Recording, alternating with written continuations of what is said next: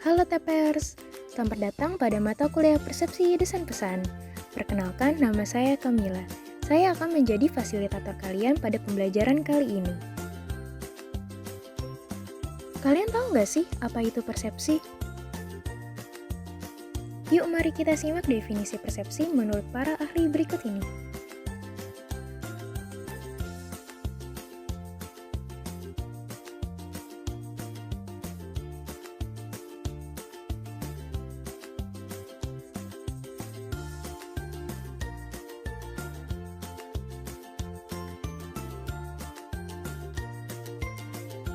Jadi, bisa dikatakan persepsi adalah proses yang terjadi di dalam diri individu dalam menanggapi suatu hal yang terjadi di sekitarnya. Lalu, apa sih hubungan antara persepsi dengan desain pesan? Ternyata, dengan memahami persepsi akan mempermudah kita dalam merancang pesan agar tujuan yang dimaksud dapat tersampaikan kepada sasaran yang dituju.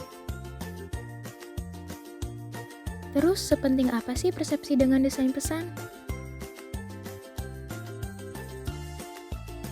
Penting banget loh guys, karena dengan memahami persepsi, kita akan tahu bagaimana cara presentasi dengan baik, sehingga kita dapat membentuk persepsi audiens sesuai dengan keinginan kita. Nah, dalam memahami persepsi, kurang afdol kalau nggak bahas prinsip-prinsip persepsi. Memangnya apa aja sih prinsip-prinsip persepsi? Yuk perhatikan slide berikutnya. Pertama, persepsi itu relatif. Yang dimaksud dengan persepsi relatif adalah pemahaman seseorang tidak selalu persis sesuai dengan sumber informasi yang mereka dapatkan. Bahkan persepsi tersebut dapat berubah seiring dengan informasi-informasi baru yang terus masuk dan diterima oleh mereka. Perhatikanlah gambar ini.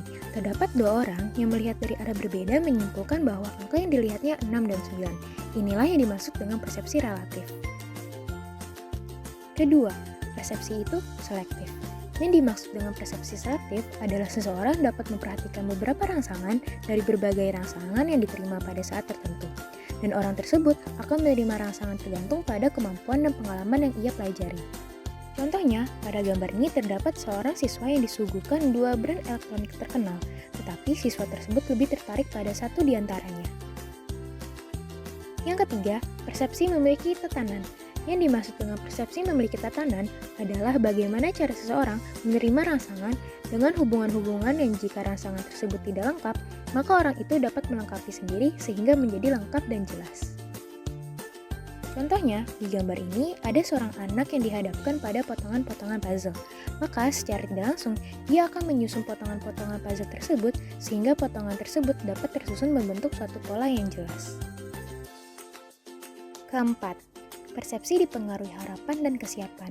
Maksudnya ialah pengaruh motivasi, kemauan, minat, hingga rutinitas sangat penting dalam mempengaruhi seseorang dalam menentukan pesan mana yang akan dipilih dan diterima sehingga dapat dilakukan. Perhatikanlah ilustrasi ini. Seorang guru akan memberikan pelajaran pada hari Senin. Tetapi sebelum memulai pelajaran, guru menginstruksikan siswa-siswanya untuk berdoa terlebih dahulu. Maka di hari Selasa dan seterusnya, siswa-siswa itu akan berdoa sebelum memulai pelajaran tanpa diinstruksikan lagi.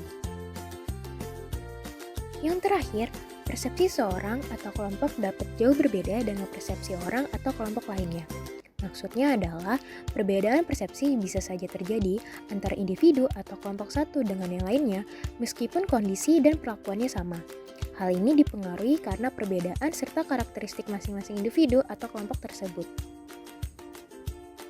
Contohnya, pada gambar ini terdapat sebuah gelas yang berisi air setengah dari gelas tersebut, dihadapkan di depan dua orang mahasiswa. Mahasiswa A beranggapan bahwa gelas itu setengah penuh, sedangkan mahasiswa B beranggapan bahwa gelas itu setengah kosong.